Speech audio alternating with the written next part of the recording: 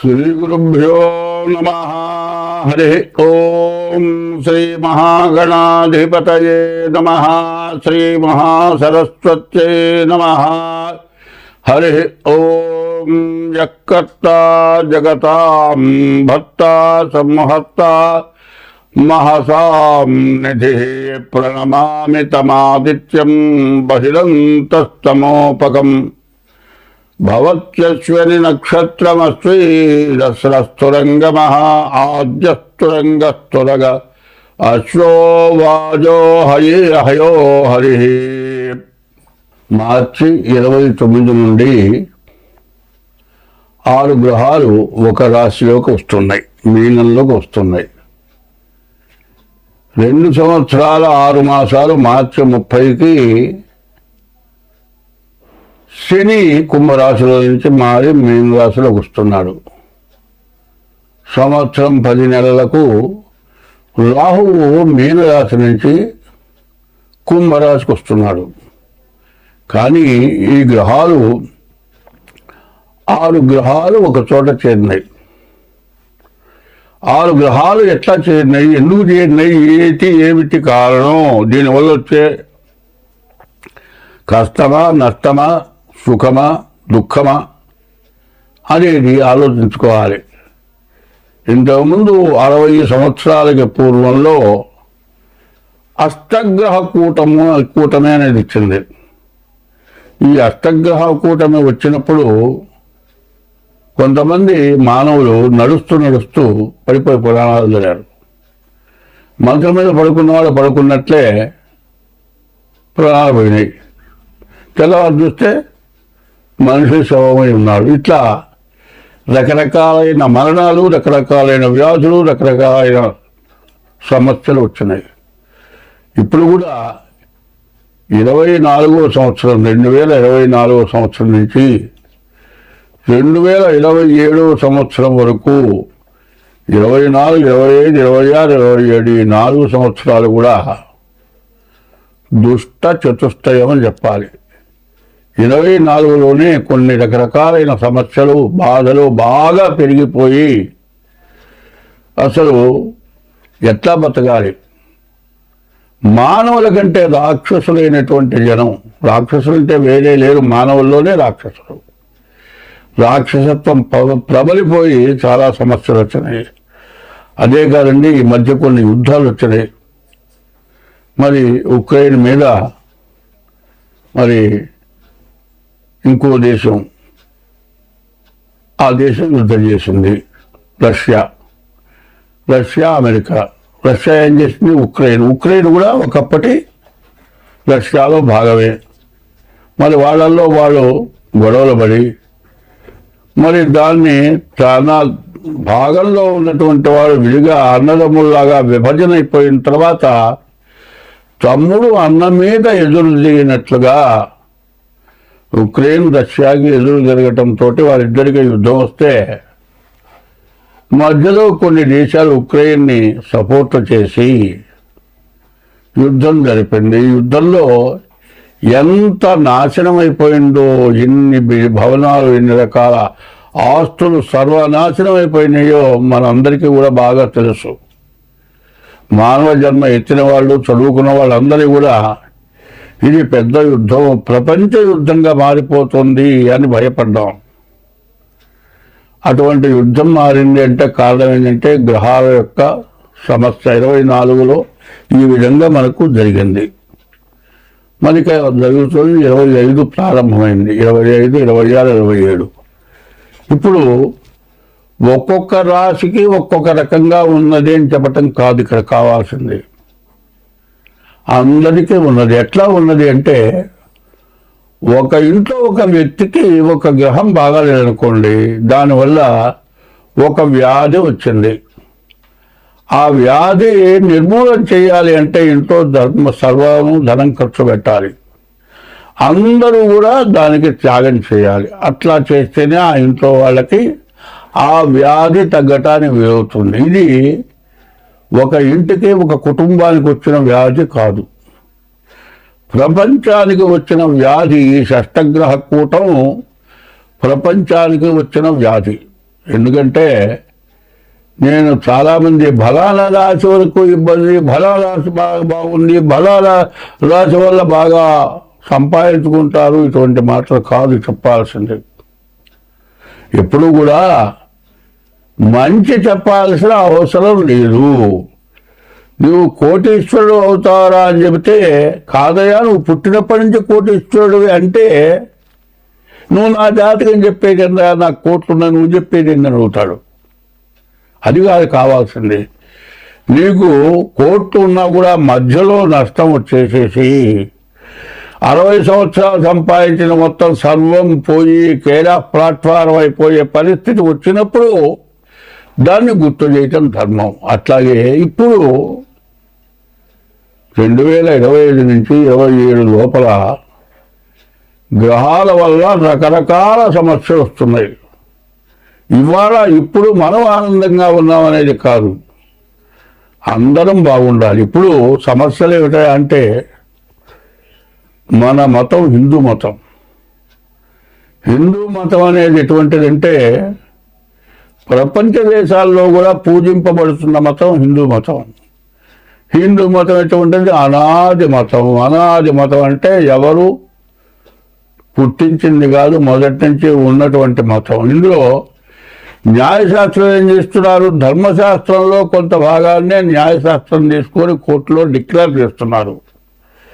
మరి అట్లాగే ఈ మధ్య మరి గరికపాటి నరసింహారావు గారు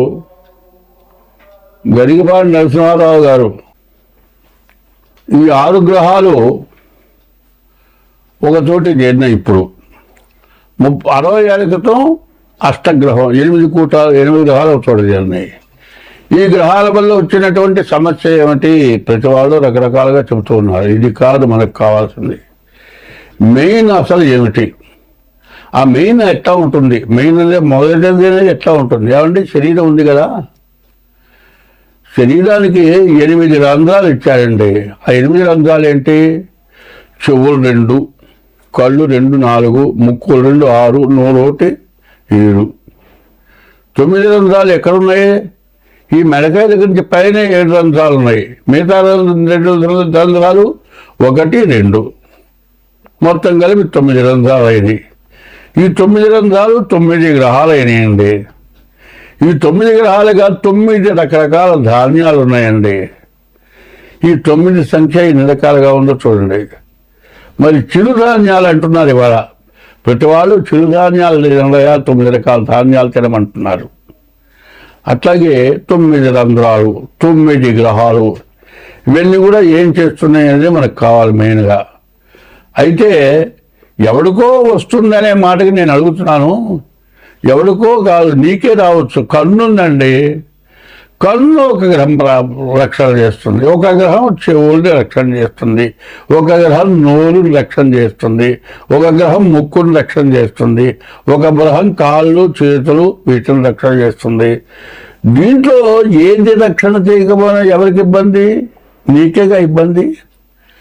అట్లాగే కుటుంబ వ్యవస్థలో ఎవరో ఒకళ్ళకి ఇట్లా ఇబ్బంది కలిగితే అవుతుంది, అందరికీ బాధే.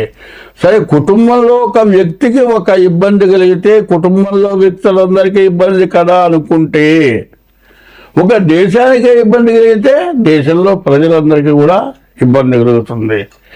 రాజపాపం పురోహిత, రాజు చేసినటువంటి పాపాన్ని పురోహితులు అనుభవించాలి, పురోహితులు చేసిన పాపాన్ని ప్రజలు అనుభవించాలి. ఈ అనుభవం లేకుండా పోవాలంటే దైవభక్తి కావాలి. ఈ దైవభక్తి అనేది ప్రధానంగా ఉండాలి.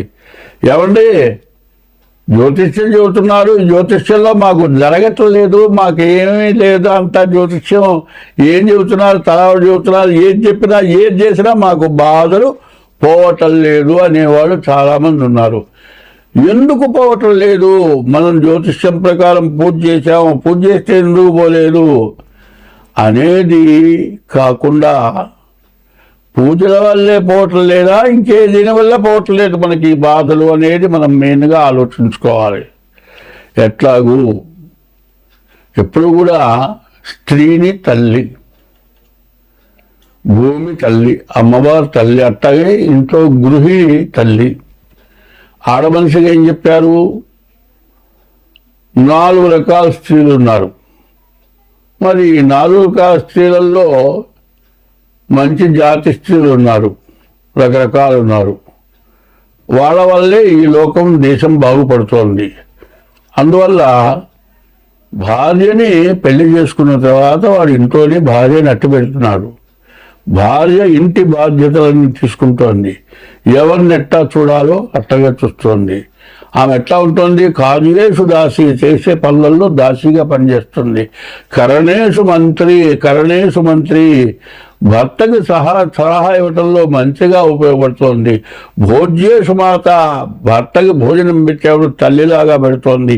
శయనేషు రంభ, భర్తతో పడుకున్నప్పుడు రంభలాగా ఉంటుంది. షట్కర్మయుక్త, 6 కర్మలు చేస్తోంది. కులధర్మపత్రి అన్నారు. భర్త అంటే భరాయించేవాడు, భార్య అంటే భాగాన్ని పంచుకుండేది. ఈ 2 భూమి ఆకాశం. సూర్యుడు భూమి తల్లి, సూర్య భగవానుడు తండ్రి. వాళ్ళెట్టాగో మనం భూలోకంలో కూడా భార్య భర్త సూర్యుడు, భార్య భూమి. భూమి ఏం చేస్తుంది?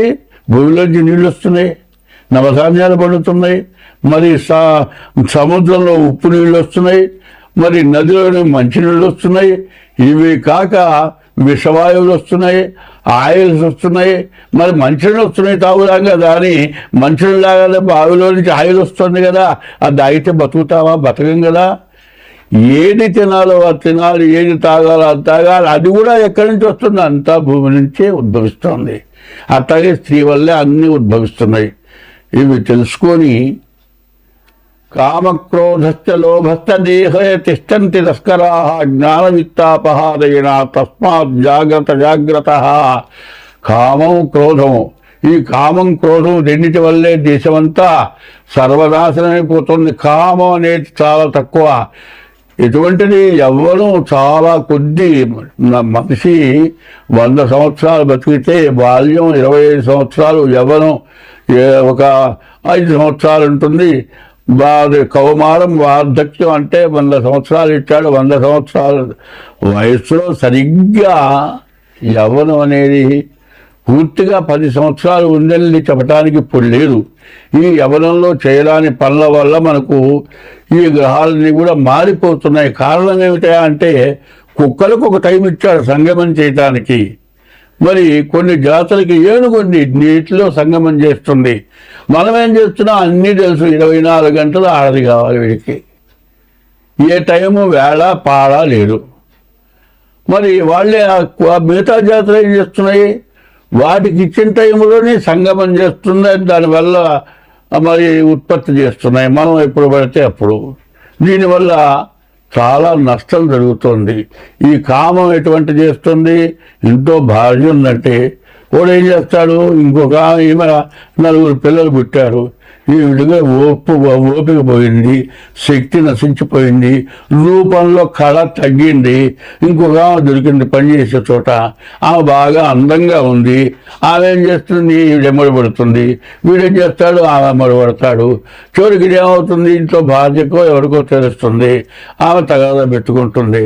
వీడేం చేస్తాడు? నువ్వు అక్కడ పో, నువ్వు ఉంటే ఉండు, పోతే పో అంటాడు. తల్లిదండ్రులు చేస్తారు, ఈ పిల్లల్ని తీసుకెళ్తారు, కోర్టులో వేస్తారు. మరి వీడి తల్లిదండ్రులని వీడిని మొత్తాన్ని పోలీస్ స్టేషన్లో పెడతారు. కేసు అవుతుంది. సరే ఎట్టా డైవర్స్ తీసుకుంటారు, బాగానే ఉందండి. ఈ తల్లిదండ్రులు ఏం చేస్తారు? ఈ పిల్లలు, అమ్మా నువ్వు అన్యాయం అయిపోతున్నావు పోతుంది. అట్లాగే ఇప్పుడున్నటువంటి ఆ షష్టగ్రహ కూటం వల్ల జరగబోయేది ఏమిటంటే ముందు మీ జాగ్రత్తలు మీరు పడాలి, మీ జాతకాలు చూపించుకోవాలి. దాని యొక్క పరిస్థితి ఏమిటంటే కొన్ని గ్రహాలతో పాటు కొన్ని పూజలు కూడా ఉన్నాయి. ఆ గ్రహ దోషాలతో పాటు పూజలు చేయాలి. పూజలు చేయాలి. నువ్వు చేసిన పాపం పోవటానికి కొన్ని పూజలు చేయాలి. సూర్యుడు నీకు బాగా సూర్యుడికి అధిదేవత ఈశ్వరుడు రుద్రుడు. సూర్యుడు జపంతో పాటు రుద్రుడు కూడా అభిషేకం చేయాలి. అట్లాగే ఒక్కొక్క రాశికి, ఒక్కొక్క గ్రహానికి, గ్రహ దోషాలకి గ్రహ పూజలు కాక దేవతా పూజలు ఉన్నాయి. ఈ దేవతా పూజలు కూడా చేసుకోవడం చాలా అవసరం. ఇట్లా ప్రవర్తించడం, ప్రతిరోజు కూడా నీ ఇష్టదేవాన్ని పూజించడం ఇవన్నీ చేసుకోవడమే కాక ఇది ఫిబ్రవరి నెల చాలా దగ్గరలోకి వచ్చింది. ముందుగా మీ జాతకాలు చూపించుకొని మీకు ఏది చేయాలో చేసుకొని, అయితే బాధలు తప్పవు. 100 వంతులు కాకుండా 25 వంతులు తగ్గుతాయి, 75 వంతులు మీరు బయటపడతారు. కాబట్టి ఈ విషయాలు మీరు బాగా అర్థం చేసుకొని జాగ్రత్తగా మీ జాతకాలు చూపించుకొని అన్ని విధాలా బాగుంటుంది. మీరందరూ సుఖంగా ఉంటారు. అందరం బాగుండాలి. బ్రాహ్మడు గోవు బాగుండేటైతే ప్రజలంతా కూడా బాగుంటారు, దేశం అంతా బాగుంటుంది. గోబ్రాహ్మణేభ్య శుభమస్తు నిత్యం లోకా సమస్త సుఖినో భవంతు అని చెప్పింది. కాబట్టి అందరం బాగుండాలి అంటే ముందు చెప్పిన విధం ప్రవర్తించండి. స్వస్తి. 2025 ఫిబ్రవరి నెల 11 రాశి కుంభరాశి ఫలితాలు. కుంభరాశికి శని అధిపతి. ఈ కుంభరాశి చాలా గొప్ప రాశి. ఎవరికైనా దానం చేస్తారు కానీ ఒకరికి చేయబట్టరు. ఇది స్పష్టంగా పడుకుంటారు కానీ నెట్టలేదని చెప్పరు. అటువంటి గొప్ప రాశి కుంభరాశి. ఈ కుంభరాశికి ఏలినాటి శని అయిపోతుంది. చాలా మంచి రోజులు దగ్గరికి వస్తున్నాయి. కానీ రాహు మాత్రం జూన్ నెలలో రాబోయే రోజుల్లో రాహు కుంభానికి రాబోతున్నాడు. ఈ కుంభానికి వచ్చిన తర్వాత కూడా కొంత కష్టాలు ఉంటాయి. కాబట్టి ఈ రాశి వాళ్ళు చాలా బాధలు పోతాయి, బాకీలు తీరుతాయి, మళ్ళీ సుఖపడే యోగం దగ్గరలోకి వచ్చింది.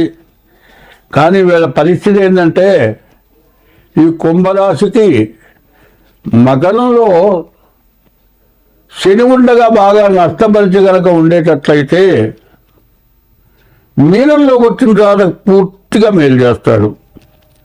కాబట్టి ఈ కుంభరాశి వాళ్ళకి ద్వాదశంలో అంటే మకర రాశిలో శని ఉండగా బాగా నష్టం జరుగుంటే మాత్రం మీన రాశిలో పూర్తిగా లాభం జరుగుతుంది.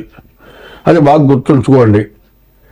మరి మకర రాశిలో శని ఉండగా లాభం చేకూరితే మాత్రం తర్వాత నష్టం జరిగే లక్షణం ఉంది. కాబట్టి ఇది బాగా గుర్తు పెట్టుకొని మీ జాతకం చూపించుకోండి, మీకు అన్ని విధాలా బాగుంటుంది. అయితే ఈ జాతకం పూర్వజన్మ పుణ్యం చేసుకున్నటువంటి రాశి. ఎప్పుడూ కూడా పుణ్యం చేసుకున్న వాళ్ళు ఎప్పుడూ కూడా ఎంత కష్టం వచ్చినా కూడా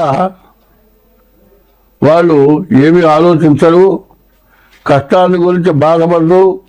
వాళ్ళు ఎప్పుడు కూడా మంచి పద్ధతిలో ఉంటారు. వాళ్ళ స్వభావం ఎట్లా ఉంటుంది అంటే స్పష్టంగా పడుకుంటారు కానీ ఒకళ్ళు చేదాపరు. అదే కాకుండా పూర్వజన్మలో పుణ్యం చేసుకున్నారు కాబట్టి వాళ్ళకి ఎక్కువ కష్టం రాదు. తర్వాత వాళ్ళు ఎంత కష్టపడ్డా వాళ్ళు తింటూ అంతన్నా ఒకరికి దానం చేసే మనస్తత్వం ఉంటుంది. మంచి రాశి వాళ్ళకి చాలా మంచి బుద్ధి ఉంటుంది. కాబట్టి ఈ రాశి వాళ్ళకి చివరి దశ బాగుంది. చాలా మంచి రోజులు రాబోతూ ఉన్నాయి. కాబట్టి ఇన్నాళ్ళ నుంచి బాధలన్నీ తొలగబోతున్నాయి. స్వస్తి.